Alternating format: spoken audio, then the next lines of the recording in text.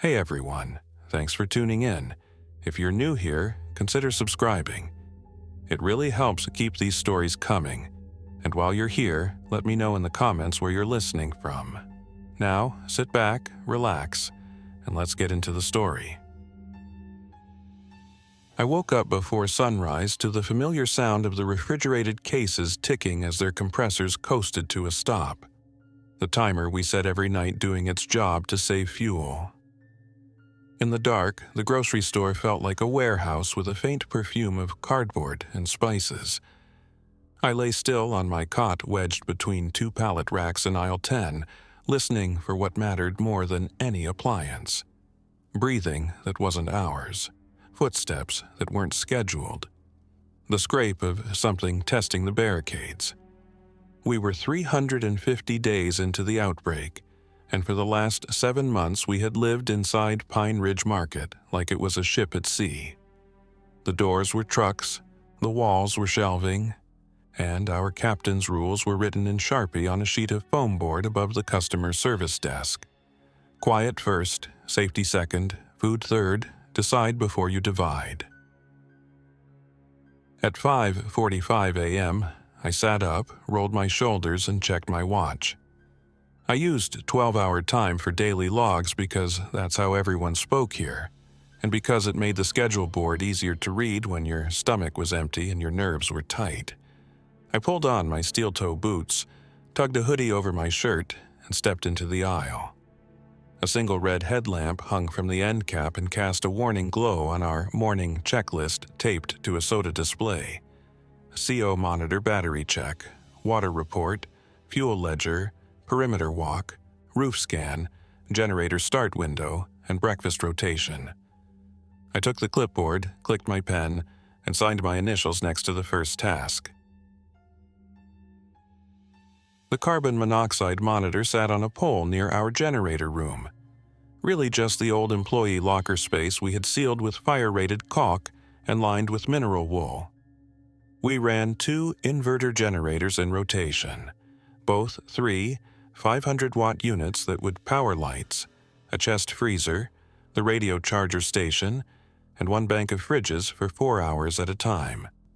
We had built a baffled exhaust duct from galvanized HVAC pipe that snaked through a sound box and out the old mop sink vent. A bucket of water sat under the outlet to catch soot. I hit the test button on the CO monitor and waited for the chirp. Good tone, battery full. I logged it, Coman OK 6 a.m. The water report came next. We were down to 32 blue food-grade barrels lined up like sentries in the back hallway. We had started with rain capture from the roof through a first flush diverter, but the region's dry summer and random roof damage from a windstorm had turned that into a trickle. Now, our main source was an irrigation well behind the garden center. A shallow one with an electric pump we only ran during daylight hours to hide the sound behind traffic noise when there was any. We pre-filtered with a sediment cartridge, ran it through a slow sand filter we built in a 55-gallon drum, and then dosed with chlorine from Pool Shock, calculating parts per million with a small test kit.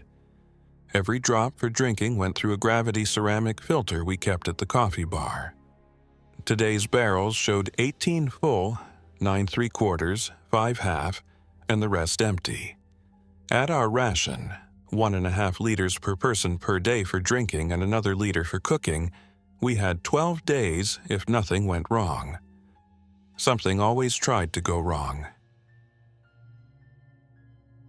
I walked the perimeter with Mia, our former produce clerk who had become our best problem spotter.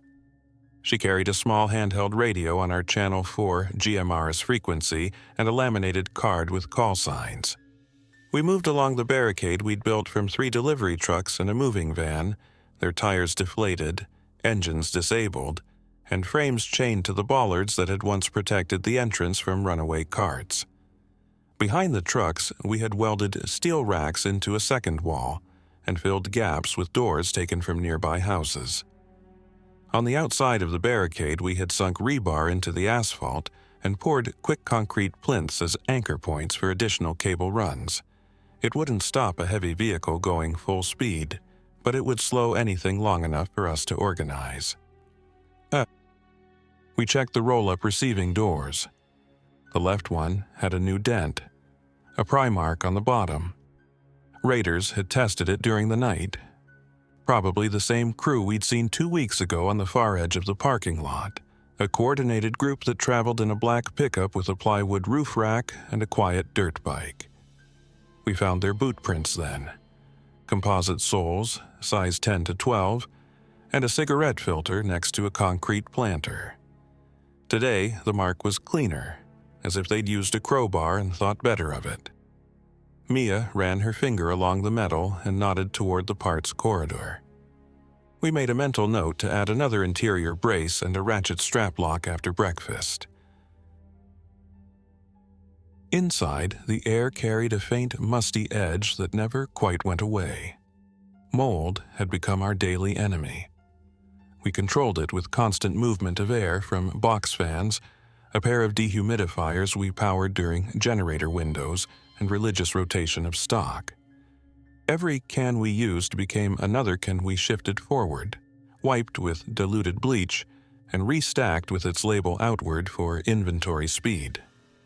We ran a HEPA filter, scavenged from a hardware store floor display, but the real key was dryness. We measured humidity with cheap hygrometers placed at 5 spots along the store. The back right corner near paper goods was always the worst.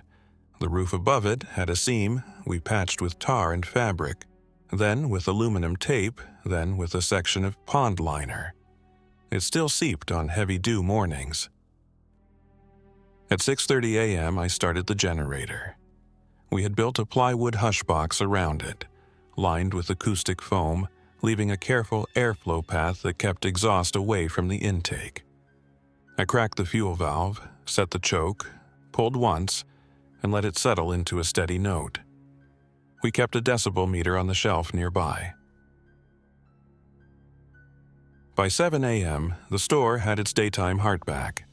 A single row of LED shop lights came alive above the main aisle. The radio charging station lit 4 green bars.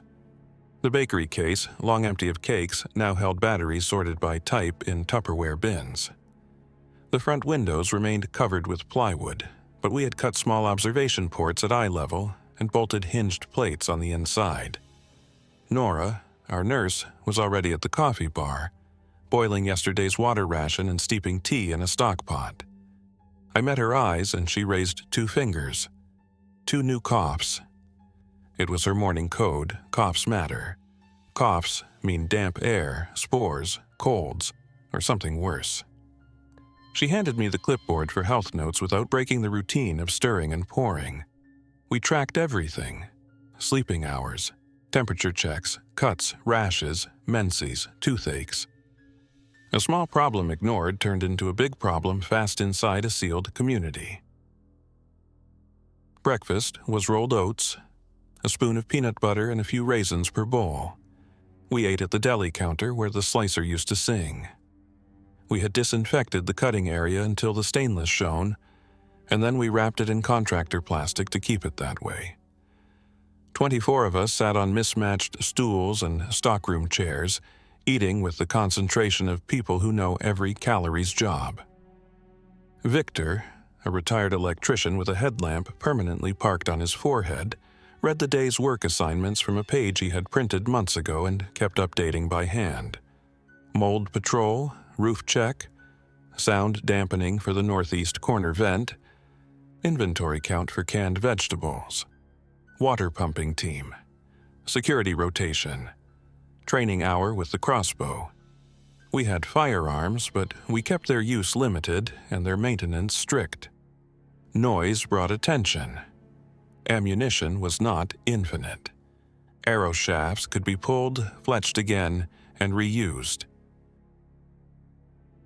I was security lead this week, which meant my voice owned the radio when the call signs got nervous. We trained in visual signals too, a hand sweep for down. 2 fingers pointed to eyes, then to a spot for watch that, a fist at shoulder height for hold.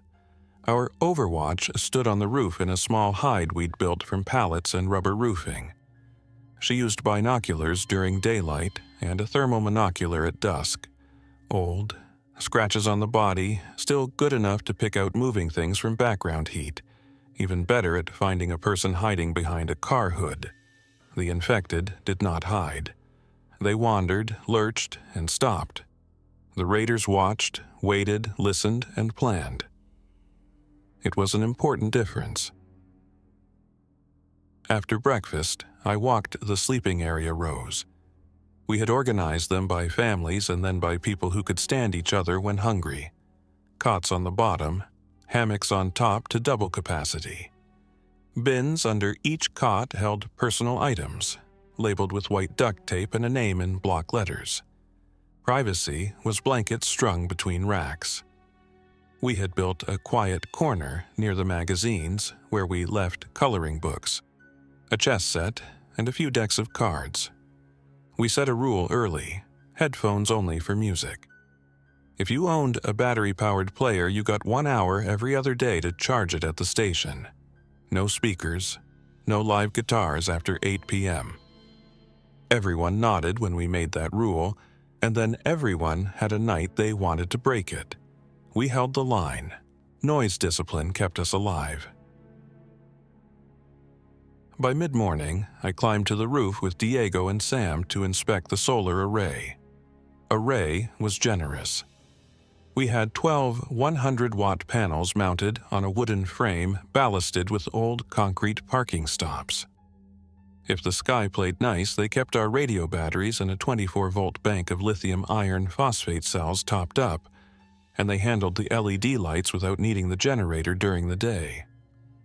We wiped dust from the panels with microfiber towels and checked voltage with a clamp meter. 13.4 volts on each panel meant the break in the clouds was doing us a favor. From the roof, the parking lot was a gray field with a few car skeletons. The freeway hummed faintly. A buckled guardrail in the distance marked where a heavy vehicle had gone off early in the outbreak. Movement near the far loading dock caught my eye. Just went through a plastic bag. We waited 2 minutes longer to be sure. We had learned to wait. A whiteboard near the manager's office tracked our food by category and days. Beans and lentils, 58 days at current ration. Canned vegetables, 41 days. Canned meat, 19 days. Rice, 34 days. Oats, 21 days. Powdered milk, 12 days. The numbers looked better when you glanced. They tightened when you did the math. We layered meals like we layered defenses. We'd do rice and beans one day, pasta with canned tomatoes the next, soup built from broth cubes, rehydrated vegetables, and the last of the chicken from a freezer we ran for 2 hours every other day. We weighed serving scoops on a kitchen scale so portion control became a habit rather than a fight. We kept a candy jar for bad days, 1 piece per person after a stressful event. It mattered. We weren't feeding only bodies. We were feeding the idea that this could hold together. Midday brought our training hour. I took 6 people, half of them new to security rotation, to the produce section turned range. We didn't fire ammunition inside. We drilled movement, handoffs, voice commands, and crossbow reloads. The crossbows were recurve models with 150-pound draw weights, easy to maintain, hard enough to be taken seriously. Targets were cardboard boxes reinforced with old cutting boards. We practiced point shooting at 10 yards, then 20, then reloading under the time limit we had set. 18 seconds to shoot, reload, and shoot again. We drill commands the same way every time. Contact front, 2, right car, hold, watch left, switch. Then we walked the short course we had built with pallets. A reminder that most fights in this world happened from cover to cover. I enforced a final rule at the end of every session. Everyone cleaned gear together. No heroes, no exceptions. At 1 p.m., the generator windows closed and the LED lights went dark.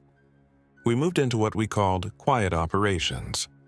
Fans at their lowest from the solar, voices lower, tasks that didn't hum. Nora led mold patrol with bleach solution and pump sprayers, wiping baseboards, shelf uprights, and the underside of pallets. We checked tiny places for condensation. Behind soda crates, under the step of the butcher counter, along the seam where the bakery wall met the ceiling. If we found fuzzy spots early, they wiped away easily. If we missed them for a few days, they bloomed. And then we had to throw away anything nearby, even if it hurt to do it. Every can of food was someone's future meal. We treated them like that. At 2:30 p.m., a radio call came from the roof. Overwatch to base. 2 signatures south lot behind the garden center fence. Standing, not wandering. Over. I was at the customer service desk in 3 strides. Base copies. 2 signatures. South lot behind garden fence. Standing. Acknowledge if eyes on hands or tools. A pause. Hands low, not visible, no long guns. One has a pack, they're watching the loading doors. I glanced at Victor and pointed him to receiving. Lock the interior brace, add the ratchet strap. He nodded and jogged. I tapped our alert chime, a brass bell salvaged from the floral counter. Everyone in the store went quiet in a single breath.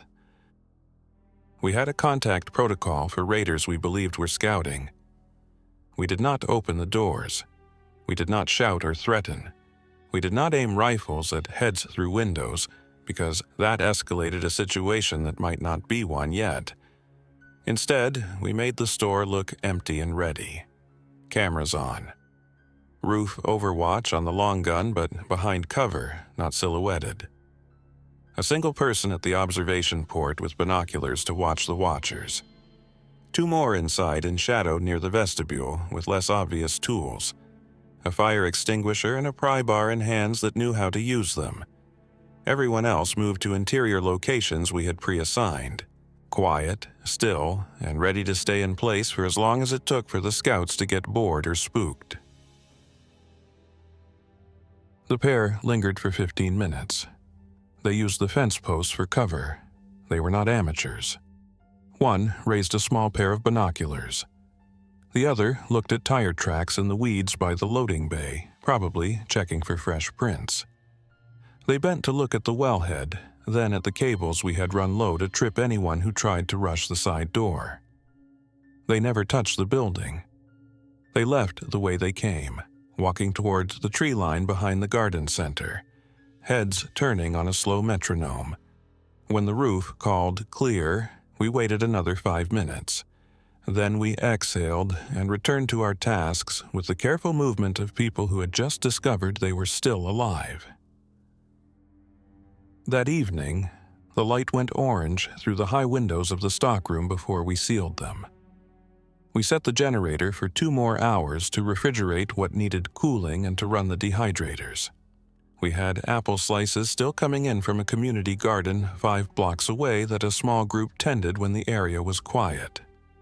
The slices went onto mesh trays in the dehydrators and became tart, flexible chips we bagged in mason jars with oxygen absorbers. In the last month, we had learned that fruit worked as trade with friendly survivors better than bullets or lectures. It tasted like a different life, and it didn't rust. After dinner, thin soup, crackers, and a spoon of canned chicken per bowl, we held a meeting. We kept our meetings short and focused. Tonight's agenda had 3 items: the new pry marks at receiving, the water schedule if this week's rain missed us again, and the conflict brewing between 2 families about sleeping space.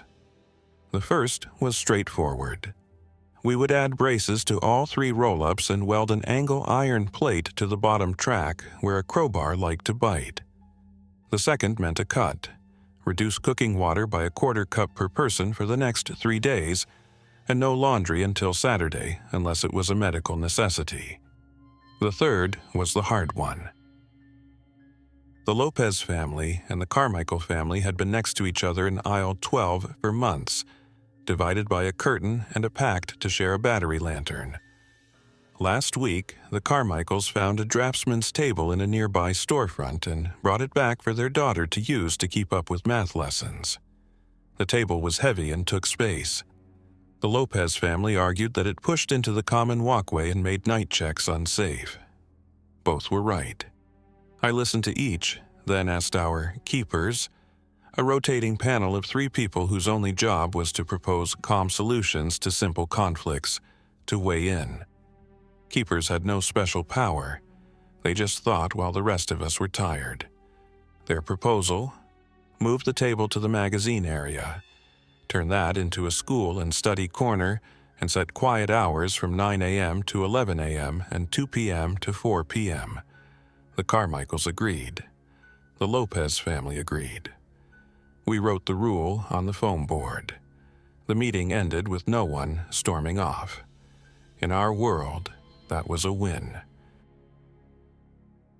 The night watch took their places. We ran a 4-person rotation, 2 hours on, 6 off, and then back on. We had tested every variation and found that 2 hours kept the mind sharpest when darkness clawed at it. We had a green glow stick clipped near each observation port as an emergency light that didn't paint the room. Night watch had a small kit: thermal blanket, baseball cap to break up the forehead shine, a radio, a pencil, a notebook, a quiet snack, and a bottle. We avoided the bathroom at night unless health demanded it. Sound carried too far when the air was still. I took the midnight shift and tried not to count the minutes. Outside, the world held its breath. The infected were fewer around here now. The ones that remained wandered, sometimes tracked a sound for a distance, then stood as if listening to something we couldn't hear. They were terrible when they gathered, but they didn't gather often without someone calling them accidentally or on purpose. Raiders used them like wind, something you couldn't stop, but you could sail with if you knew what you were doing. We kept that in mind every time we saw 3 things move together. On day 351, rain came. It started as a gray smear on the horizon and then became a drumbeat on the roof. We opened the diverter, rinsed the roof drain with a push broom, and filled the first flush pipe until the water ran clear. Then we turned the valve to the barrels and watched the level climb. Everyone grinned like kids at a fountain. We shut down the generator and ran the dehumidifiers on solar because the air was full of water we could capture or lose. Nora increased the tea ration by a half cup at breakfast and called it morale medicine. The term stuck. Rain brought problems too. The seam in the back corner dripped again. We hauled up our patch kit, found the soft spot, dried it with a heat gun, and layered it with flashing tape and a square of rubber membrane. The roof flexed under our feet.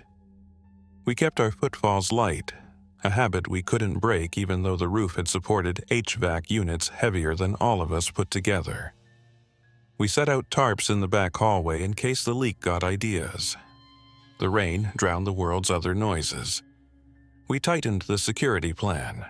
Rain provided cover to people who liked moving quietly. By afternoon, the roof access hatch rattled. We all heard it, a single clean sound like a ladder shifting. I looked at Mia. She was already moving. We had a roof breach protocol too, 2 defenders to the stairs. 1 to the receiving corridor to watch the side door. 1 to the customer service desk to own the radio. Overwatch cut her silhouette low and reported, "No contact on roof surface. Wind and water moving debris. Checking hatch perimeter." I placed my hand on the push bar of the stairwell door and felt for vibration. Nothing. We waited. The rattle came again, lighter this time. I opened the door an inch and looked up. A loose strap from the solar frame flapped, knocking against the hatch housing. I exhaled and worked down the adrenaline, the kind that shakes your knees after it shakes your hands. We fixed the strap with a stainless clamp and added "check strap integrity after wind" to the maintenance board. Every false alarm taught a true habit. At evening muster, Victor brought the fuel ledger. The grocery store had briefly opened a gas station years ago and then closed it. The underground tanks were long dry, but we still had hoses, filters, and a working transfer pump. We set a firm ceiling of 3 generator hours per day and asked the kitchen team to plan meals that didn't need long boils. Pressure cookers saved fuel and kept steam to a minimum. We tracked fuel like we tracked food, by days, by tasks, by season. Days 352 through 355 were routine, which meant nothing catastrophic happened. We trained, cleaned, inventoried, ran water when the sky cooperated, and practiced walk-away drills, where we imagined that a fire in aisle 3 forced us to abandon half the store and rebuild with the other half. We had learned the hard way not to believe in permanence. We talked in the evening about a run to the pharmacy 2 blocks east. Our medical shelf needed more antiseptic, gauze, and one specific med for an asthmatic boy whose inhalers were down to their final clicks. We planned in layers: primary route, secondary route, fallback point, cover story if we met a neutral group, break contact plan if we met a hostile one. We decided on a 3-person team: me, Nora, and Sam. Departure at 7:15 a.m. on day 356. Return window by noon. Signals prearranged. The pharmacy run started with a sour smell on the air that meant something had gone still for too long nearby. We moved through an alleyway, stepping on paint lines and old gum spots because they made less noise than loose gravel. We wore gloves and masks, not only for infection control but for the psychological armor it gave. We carried sidearms under jackets and small radios with earpieces so we could keep hands free. Our agreed rule for firearms was simple: show late, not early. We carried crossbows across our chests with quarrels in a half-open pouch. The street in front of the pharmacy was empty except for a single overturned trash can and a streetlight that leaned at a tired angle. The pharmacy's glass door was intact but locked, the iron grate down. The back service entrance had a small keypad with the brand name still visible. Sam knelt and looked. Old model. If the power's dead, the solenoid is likely retracted. It's just a latch. He took out a shove knife made from a cut-down putty blade, slid it between the frame and the door, and popped it. We entered, closed it carefully, and did the slow sweep. Voices low, eyes into corners. Aisle mirrors checked. The shelves looked like they always did after the first months. Emptied of the most obvious things and now holding the items people decide later they need. Saline spray, foot powder, dental wax, compression sleeves, and a surprising number of prenatal vitamins. Nora moved with purpose to the locked cabinet. We had a key ring built from past trips, but this lock didn't match any tag. Cutting it, I said, and placed a quiet hydraulic cutter's jaw on the hasp. It let go with a soft snap. Inside, gauze, tape, antiseptic, and a treasure. 2 boxes of the boy's inhaler. We took only what we had come for, plus a few extras we knew would trade well and do no harm.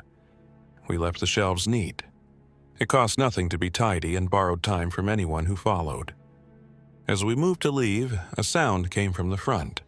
Footsteps, sure, not dragging. We froze. The earpiece crackled. Overwatch had eyes on us even from back at the store. We had placed a small passive reflector on the pharmacy's rooftop to bounce a radio check. 2 humans outside front, Mia's voice said.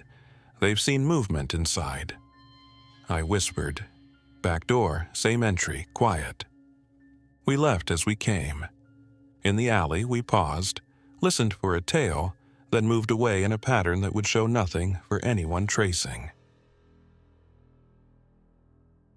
On the walk back, we heard a single engine, a small motorcycle somewhere north. Not close, not far. We used the sound's rhythm to step when it peaked so our footfalls blended. Back at the store, the gate opened and slid shut behind us. We went straight to the post-run routine. Inventory everything. Set aside 2 items for trade as proof of goodwill. Sanitize hands. Clothes in a bin. Tools wiped down. We logged the path, the time at each stop, and every sound we didn't expect. Those notes built a map more real than any we could print. On day 357, raiders came in earnest. It started with the smell of cigarette smoke near the loading dock and moved into shapes behind cars that knew exactly how to use shadows. We counted 6. The black pickup was there. The dirt bike idled and then cut. They approached from 3 sides at once, like a polite knock from every direction. We activated our defense plan without debate. Overwatch on the rifle behind cover with a clear backstop. Crossbow teams in 2 aisles by the vestibule. 2 people on the roof's south corner with smoke grenades we had made from sugar and potassium nitrate in case we needed a screen. Radios on channel 4, minimal words. The rule in contact was to reduce cleverness and raise clarity. We did not open a conversation with threats. We practiced a simple script designed to slow and de-escalate. This building is occupied. We are not open to visitors. If you need water, there is a barrel at the southwest corner of the lot. If you need first aid, place your items on the ground and step back 10 feet. We had those barrels ready, with a recorded message we could play from a battery speaker at low volume, so it seemed like a fixed warning, not a human voice. Today, the raiders ignored it. They walked the pickup toward the garden fence as if to test its strength with the bumper. One lifted a crowbar at the receiving door. The crowbar found our new angle iron plate and bounced hard. Another raised a hand with 2 fingers in a talk sign. That would have worked 3 months ago, not today. I made a decision and owned it. I stepped to the observation port and spoke at the volume of a person next to you in a hallway. We are not opening. The building is reinforced. You will not get in quickly. If you continue to attempt entry, we will defend ourselves. I repeated it once, no more. The one with the crowbar tested again, harder, and found steel that did not bend. The driver revved the pickup and let the front tires bump the fence. The fence post flexed and held. Overwatch called out positions like a metronome, calm, steady. Left side 2, center 1, right side 3. Then the thing we expected happened. The dirt bike revved and angled toward the north door, not to ram it, but to be loud. Noise to draw infected. They were calling wind. I sent Sam and Diego to the north interior corridor with their kit. The kit was simple. A pry bar to wedge the door, a rubber mallet to quiet the metal, a fire extinguisher to obscure a sight line if someone pried a gap. At the same time, Mia cued the recorded message and triggered the smoke canister on the roof's edge to drift down between the raiders and the door they now tested. Smoke changed confidence. Ours up, theirs down. The dirt bike idled again. Somewhere beyond the parking lot, a single distant sound answered. It could have been a trash bin falling. It could have been something worse. The standoff stretched. We didn't fire, they didn't rush. More minutes passed than I liked. Then we heard the first dragging steps, the infected, drawn by noise and motion even through rain-cooled air. One appeared from behind a shrub line, then 2, then a third limped from behind a car. The raiders swore and moved, not in panic, but in the careful hurry of people who had planned for this and now didn't like the plan. The one with the crowbar decided on a final pry. The plate held. He looked up at the window port and saw nothing but dark. The driver cursed and reversed away from the fence. They left the way they came, professional enough to know that our store would cost them more than it would pay. We didn't celebrate. We held positions for 30 minutes, then did a slow reset. We added 2 more braces to the receiving doors and a second cable run low enough to trip a sprint. We reviewed the contact in the evening meeting with the clarity of people who would rather avoid romance in their own telling. What worked? Steel plates, nonverbal readiness, smoke for line-of-sight control. What needed adjusting? The water barrel policy, which might be broadcasting charity we couldn't support during active threats. We voted to keep the barrel, but move it farther from the building and anchor it with a steel cable so no one could roll it away with a truck and a hook. On day 359, a different challenge arrived. A smell from the dairy cooler that meant a hidden spill had turned. We tore apart the entire case down to metal, found a leak in a trap that had allowed milk to puddle inside the insulation, and cut out a square of foam that had become a sponge for trouble. We bleached, dried, and left the case open for 24 hours. That meant rearranging inventory across other coolers and accepting a small rise in temperature for 2 pallets of canned items that liked it cool and dry. The temperature monitor read 69 degrees Fahrenheit, where we preferred 63 degrees Fahrenheit. We added silica packets to the cans we worried about and inspected daily until the case returned. It was tedious. It was the whole job. On day 361, we trialed a silent alarm system.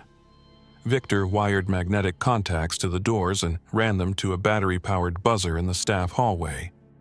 The buzzer was quieter than a whisper if you didn't know to listen for it, but we would be sleeping 10 feet away. He added a flashing LED tucked into the corner of the ceiling near the night watch post. That way, even if the buzzer failed, or the night watch had dozed in a way no one admits, the flash would make your eyes do a double take. We tested it in daylight, then at night with our eyes closed. We set a rule: no one opened a door just because the buzzer told them to. Patrol first, eyes second, radios third, doors last. On day 362, a teen named Harper approached the keepers with something that sounded small and ended up big. She wanted to start a repair hour where everyone brought one item they had been ignoring and fixed it together. She had a list: a pot with a loose handle, a boot with a peeling sole, a radio with a crackling speaker, a zipper that jammed, a pole with a stripped bolt for a tarp we used on the roof. We tried it after lunch. The room got quiet in a good way. People focused. Things became right in hands they trusted. We added repair hour to the weekly plan. We also added Harper to the next training cycle for security because people who see problems before they grow are the people you want on a line. Day 363 began like the others and then kinked sideways at noon. A flare went up from the far end of the plaza, a bright red streak against a blue push of sky. We looked at each other and didn't need to say the words: distress, bait, or both. Overwatch scanned with binoculars. 2 figures near the old pet store, one sitting, one waving. No movement in nearby cars. No other heat signatures inside 30 yards. We had a protocol for this too, and it had a name: Golden Hour. It meant that in the first hour after a distress signal, we would consider aid if and only if all 3 conditions were met. We had surplus of what was asked, we could reach the site without breaking security, and we could exit faster than we entered. We never promised to help. We promised to decide quickly. We formed a 2-person recon team, Nora and me again, with Mia on the roof as our eyes. We carried a med bag, water, and a simple sign written in block letters: "Sit still, hands visible." We approached along the building line, keeping our backs to solid walls. The person sitting was a young man with a bandaged leg. The bandage was wrong, too loose, too clean for the dried blood on his sock, and the smell told a different truth about its age. The one waving was an older woman with a calm face and steady hands. She held a photograph out at arm's length like it was a passport. I elevated the sign. She nodded and sat, hands visible. Good. I looked at the bandage without touching it. The leg was swollen. Infection, not new. The bandage had been reset for our benefit. Not good. "You're not hidden," I said. She nodded again, simple, honest, and terrible. "We had help yesterday. They said they'd return. They didn't." She pointed toward the far access road. "If you can spare antiseptic and a course of broad-spectrum antibiotics, I know those words because the last group said them, we can trade 2 cans of beef and a pack of batteries." She placed the items on the ground and stepped back. We could have walked away. We could have demanded more. Instead, we made a calculation. Our surplus in antiseptic was slim but present. Our antibiotic stores would take a hit, but not a fatal one. The risk was the signal. Help today, draw more pleas tomorrow. We chose the middle path. We provided wound cleaning, a single dose to start, and clear instructions on what to do next.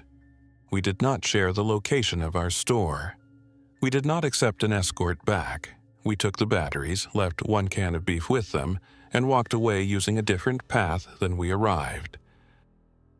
Back inside, we debated the decision in a tight circle. Some argued that charity created a trail. Others argued that saying no to a calm plea flattened the part of us that kept order humane. We did not resolve the question because it cannot be resolved. We settled for documenting who, when, what given, what received, what risk. We added a defensive step for the next week. No one went outside alone, even for trash. We doubled the repair hour to build more deterrence. Silent door bars, extra braces, and small items we could trade that didn't advertise a stockpile.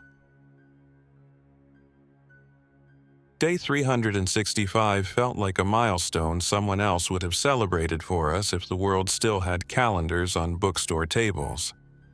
We cooked rice with a spoon of canned fruit for breakfast to mark the date and held 5 minutes of silence for those who hadn't made it this far. No one spoke. The silence was not for sadness alone. It reminded us that stillness could be a way to survive. After, we took a group photo with an old digital camera on a timer, everyone standing in front of the bakery wall. We printed it on a small photo printer that whined in a way that made every nerve in my neck tense. The picture wasn't perfect. It didn't need to be. We taped it to the office door. It became a rule. Never decide that the people you live with are only their worst days. We gave ourselves proof that we could stand together. The afternoon of day 366 punctured that calm. The silent alarm flashed. The buzzer hummed. Overwatch spoke. 3 at South Lot. Crowbar, bolt cutters, shotgun. The last word she delivered flat, no drama. We moved. The raiders had come back with a different plan. Not to pry, but to cut the garden fence and make a run at the side door during generator hours when we usually had more noise inside. They picked their timing well. We cut power immediately. The store went dark. Our eyes dilated in seconds because we had trained to that rhythm. I called positions. Victor launched a smoke canister prepped for wet conditions that clung low, a gray blanket that erased their angles. We set a strobe in the corridor inside the side door, pointed away from us and toward where eyes would be peering in. Strobes are disorienting if you don't expect them. They're just noise if you do. We didn't know what they knew. We controlled what we could. They reached the door and found it didn't move, not an inch. Our interior braces were overkill by design. Steel bars into floor anchors, then a backup chain looped around a rack base that weighed as much as a small car. The raiders shouted something too soft for us to hear through the door. We didn't respond. Overwatch had a clean field of fire but did not take it because the shot was not necessary. We preferred outcomes that ended with no one bleeding on either side. They worked the bolt cutters on the second fence panel. It held because we had woven rebar through the chain link like stitches. They cursed. Then the distant, unmistakable sound rolled in from the freeway, a slow wave of restless noise that made all of us still at once. Not engines, not weather. It was many feet, shuffling, a group drawn by the earlier sound. The raiders heard it too. They faced a choice, fight a building or fight a crowd. They chose neither. They left hurried and careful, a hard combination. We watched the crowd arrive in pieces. The infected moved in patterns that changed month by month. Early on, they sprinted and slammed into walls. Later, they drifted and waited for noise. Now, they gathered in 2s and 5s, came together to a dozen, then broke apart at curbs, as if invisible obstacles told them to disperse. We held our breath for an hour while they moved around the building, heads turning towards any sound like rooftop rain or a bird call. We said nothing. We texted inside a shared notebook with a pencil passed hand to hand. Eventually, the crowd thinned, then broke, and then the lot looked like it always did, an empty place with a story. The week that followed felt like a long exhale. We repaired what had bent, repainted scuffed metal so fresh damage would stand out later, and held a market with 2 friendly groups at a neutral spot in a park pavilion. We brought apple chips, bandages, and a handful of printed photos. They brought diesel, a set of PoE cameras and a small NVR, and a stack of paperback books wrapped in plastic. We tested the cameras back at the store using the solar bank. The night vision worked. The motion detection did not like smoke and rain, which we noted and mitigated by adjusting angles to watch door frames instead of open air. The books went into the quiet corner with a sign-out sheet. We added reading hour to the afternoon, staggered for shifts. Hunger of the mind was a kind we couldn't ignore. On day 370, we received a transmission on GMRS Channel 6 with a call sign we recognized from early days. A ham operator named Rook, who had set up a low-power relay on a hill north of town. He was moving east in a week, chasing a rumor of a stable zone around a hydro plant. He asked if any groups in our grid needed parts, advice, or a weather forecast. We asked for none of those. We asked for news of patterns, how raiders worked near the river, how the infected clustered near rail lines, whether quiet engines were becoming more common. He answered in clean bullet points. He talked like an engineer even though he wasn't one. He said a new group in a town 20 miles over was using old fire station sirens to draw the infected away from their scavenging paths, triggering them with a timer and then shutting them down to break the habit. We wrote that down under things to consider if we move our perimeter. Day 372 was when the idea that had been hovering since we sealed the first door finally landed. We needed a charter, not because paper stopped problems, but because paper sent them to the right room. We wrote one in an hour and then edited it for days.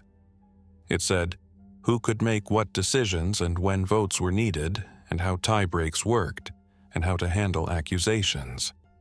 It described a food policy that we already followed but now was visible to all.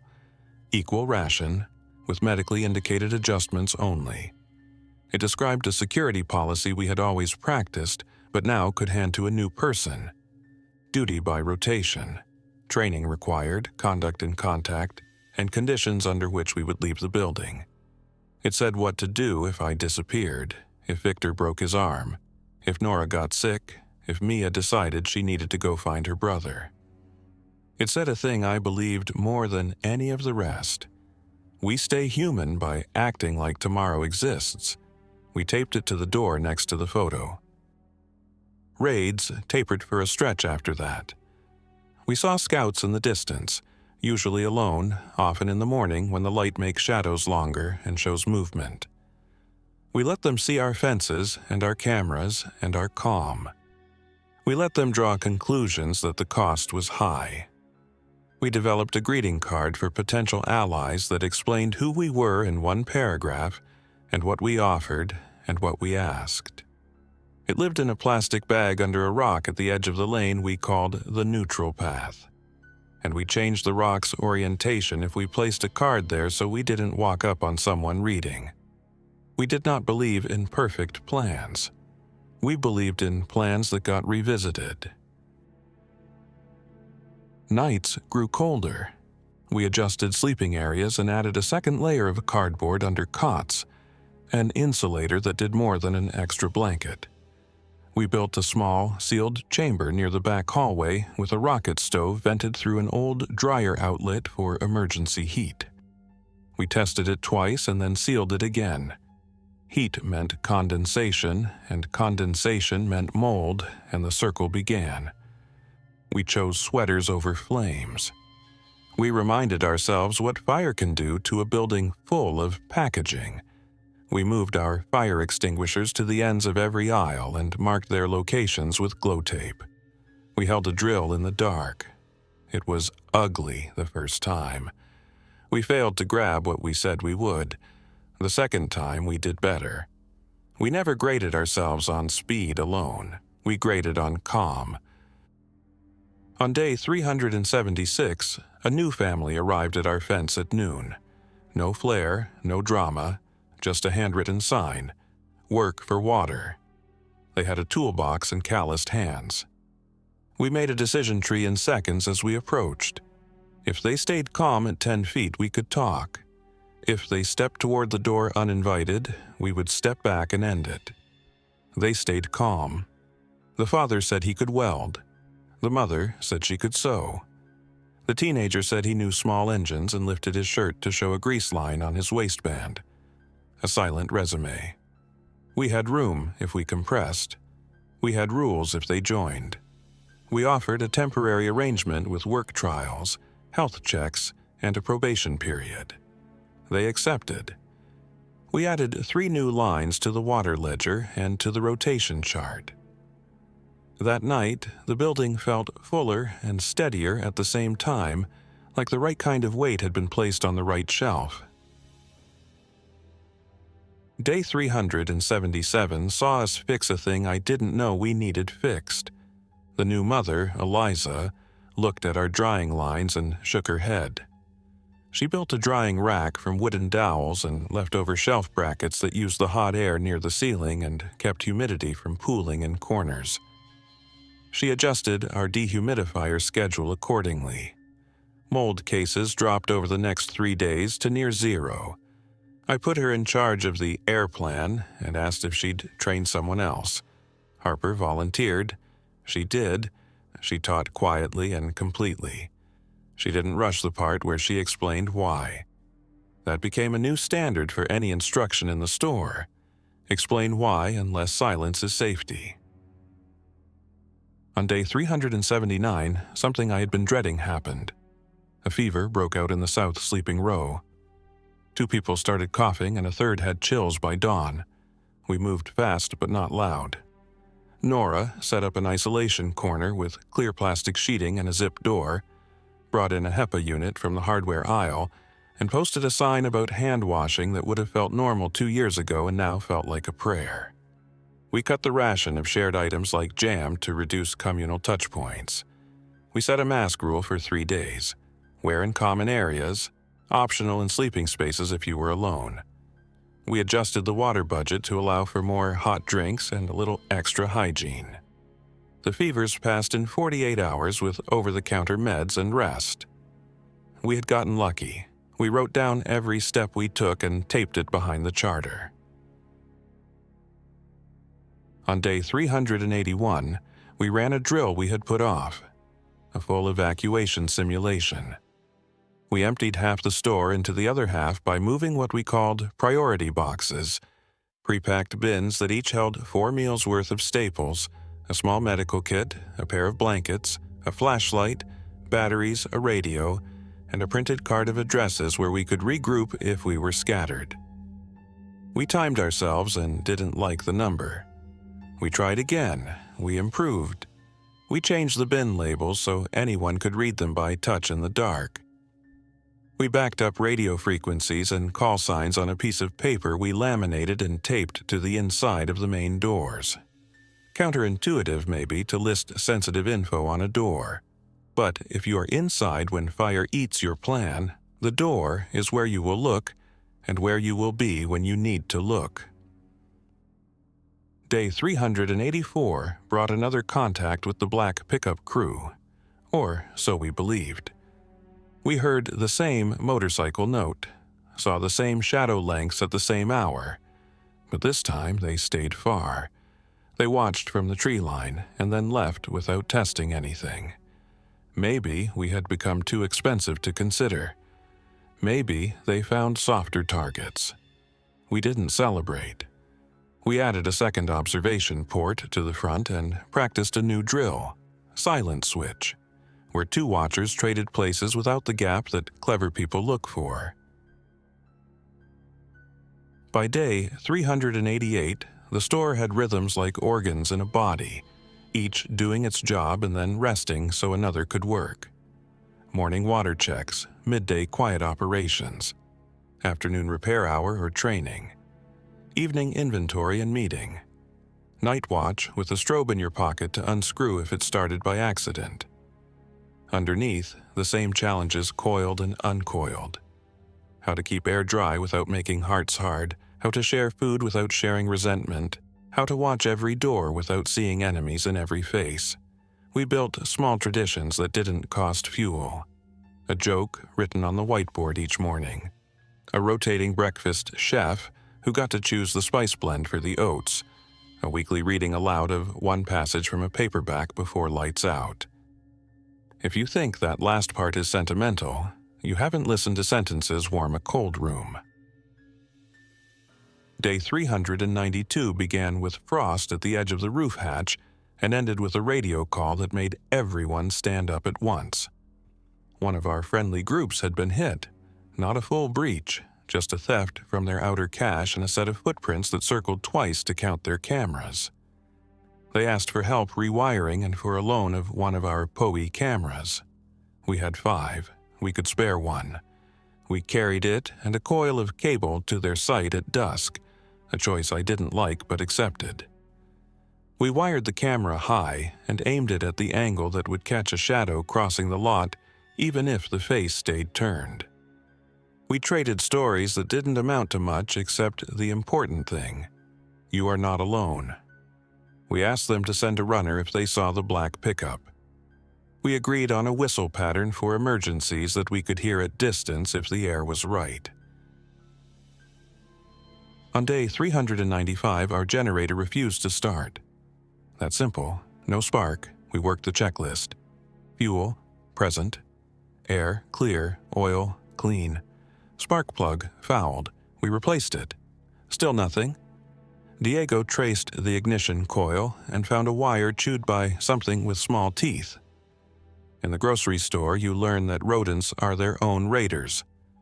We fixed the wire, set traps, and moved the generator feet onto pans of water with a film of oil that small paws didn't like to cross. We added an inspection step to the morning list for chew marks on anything that carried current or fuel. It is a bad day when your fortress fails because a mouse wanted a warm place to eat. By day 397, the photo on the door had curled at the edges. I flattened it and added fresh tape. I looked at our faces, at the mismatched clothes and haircuts done by people who learned as they went, at the way we stood together like shelves in a row. I wrote a note under it. We're not a rumor. We had heard people in our area talk about the store that shoots and the store with the wall. I wanted a different legend, not because I cared about how we sounded, but because legends change what arrives. If the story is that we are stable, fair, and hard to surprise, the kind of trouble that likes chaos will drift elsewhere. The kind that likes stability will try to join or trade. You cannot control all of it. You can nudge the odds. Day 400 approached like any other number except that it wasn't. Nearly a year since the first emergency broadcast had stuttered on car radios. Nearly a year since I watched a line at this deli counter argue about who had the last rotisserie chicken, and then saw those same people work together to push a minivan with a ruined tire out of the fire lane because the driver's hands shook too hard to steer. The line between panic and order is thinner than I imagined. It's also stronger if you set anchors. We had anchors now, braces on doors, rules on a board, plans on paper, and habits in muscle memory. We were not safe. Safety is a thing for brochures and salesmen, but we were secure enough to plan the next day, and that is a different kind of armor. On day 399, a new sound rolled across the lot at noon. Deep, steady, slow. A diesel Class B camper, idling, then cutting. We moved to positions. The camper rolled up to the far curb and stopped. The driver stayed inside. A sign slid out the side window on a makeshift pole. Trade? We carried our card to the edge of the neutral path and placed it under the rock, then moved back. A man stepped out, hands high, palms open. He wore ear protection around his neck like a necklace and had a mechanic's hands. He placed a crate on the curb and opened it to show contents: alternators, belts, oil filters and boxes, and 2 sealed jugs of synthetic oil. He pointed to our generator room and then to the crate and made a rolling motion with his hands. I nodded. We signaled for Mia to watch. We ran the trade slow and clean. We tested an oil filter in front of him. It matched. We gave Apple Chips a spool of EMT conduit and a pack of AA batteries. He smiled with his eyes and then left. The diesel note faded. The lot went back to being a blank page. That night, we sat in a half circle and counted what we had. Solid barricades, controlled air, water enough for 10 days with rain likely tomorrow, fuel for 2 weeks at current use, allies who answered a radio, and a plan that would carry us through the next 7 days unless the world decided to teach a new lesson. I made the last entry on my clipboard for the day and signed it. I used the same phrase I always wrote when I didn't know whether the words were for history or for us alone. Hold discipline. Hold each other. I clipped the board to its hook and turned off the last LED light. The store breathed with us.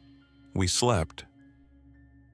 On day 400, I woke to a new note in the air. A coolness that meant the front had passed and the sunrise would be clear. I climbed the roof with Mia and looked east. The freeway glinted like a quiet river. Birds moved over the tree line in patterns that used to make me think of traffic maps. I scanned the lot and the far edges where trouble liked to take its first steps. Nothing moved. For once, nothing moved. We stood there for a full minute without speaking. Then I said, "Let's check the panels." We wiped them clean and felt a stable kind of peace that comes only when a job that kept trying to break you is, for the moment, holding. Back inside, the store woke up. Oats measured, tea steaming, radios charged. The health board showed 0 coughs. The mold patrol wrote "clear" up and down the list. The water barrels gleamed at 3/4. The quiet corner had 2 people reading. 1 novel about a voyage, 1 handbook about the carpentry. The new family's teen tightened a belt on a dehumidifier with the concentration of a surgeon. Victor drew a square around the week's work items on the whiteboard and underlined the words "Door plate 3, roof strap," and "Inventory canned meat." Nora stacked the med cabinet with rows straight and labels out, the way neatness in a crisis can feel like a shelter. We were not heroes. We were not villains. We were not a rumor. We were a group of people in a suburban grocery store who had decided to be more careful than frightened, more precise than loud, and more honest than dramatic. The infected still wandered outside. Raiders still tested fences. Hunger still argued in our heads when the ration scoop came up light. But inside the Pine Ridge Market, we held a line that mattered. We managed the small things so the big things had to work harder to break us. We were not done. We would never be done. But we had made it to day 400 together. We would make day 401 the same way we made all the rest, by doing the next correct thing quietly with both hands. When I recorded the final notes that night, I included the same mundane details that defined our days. Generator hours used, decibels at the exhaust, humidity readings at the 5 points, water levels per barrel, food counts by category, health notes by initial, perimeter checks by name and time. I added a final line because sometimes you need one to remind yourself that the numbers live inside a story. The door plates held, the smoke drifted right, the rice stretched, the kids laughed at the joke on the board. I put the clipboard down, checked the CO monitor, and clicked off the last light. Outside, the world kept moving. Inside, we kept managing. It was not glorious. It was survival. It was enough. Thanks for listening. If you enjoyed this story, don't forget to like and subscribe. Your support keeps these creepypastas coming. Until next time, stay alert, stay safe, and never ignore the feeling that something is watching.